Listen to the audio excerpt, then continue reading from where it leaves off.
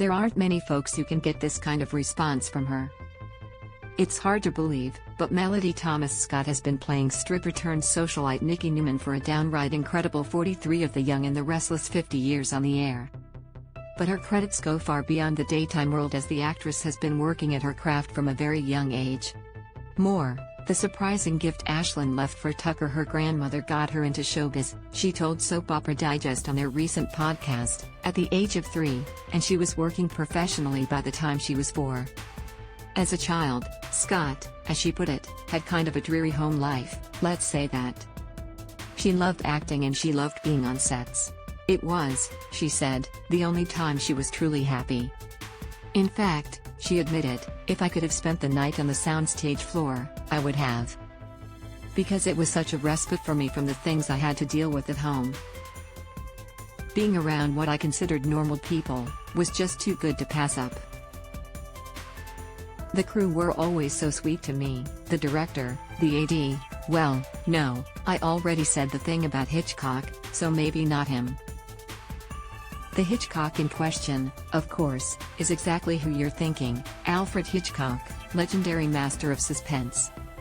Though she was only 8, Scott had been working for some time by the time she appeared in Hitchcock's film, which was also her first movie, Marnie, as a younger version of Tippi Hedren's character for whom the movie was named after. As far as Scott was concerned, he was just another director. I had no idea who Alfred Hitchcock was. I was 8. But it didn't take long for her to figure out who this man was, and it wasn't in a good way. As far as first movies go with Hedren, Hitchcock, and Sean Connery, Marnie was a big one. But it wasn't a pleasant experience for Scott. Credit, courtesy of the Everett collection. While almost universally lauded as brilliant, Hitchcock was not, by many accounts, a very nice person.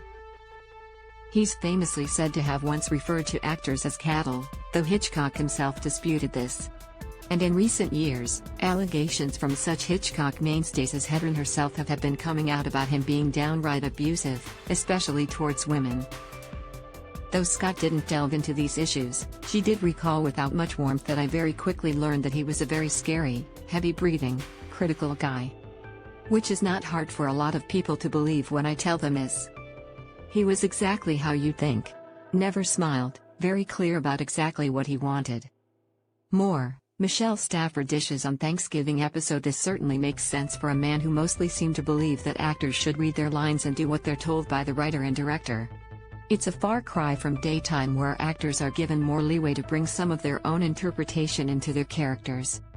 And who have often gotten to know their alter egos better than the directors and writers after playing them for so long. I was a kid, Scott suggested, and maybe I didn't quite get what he wanted. It was hard.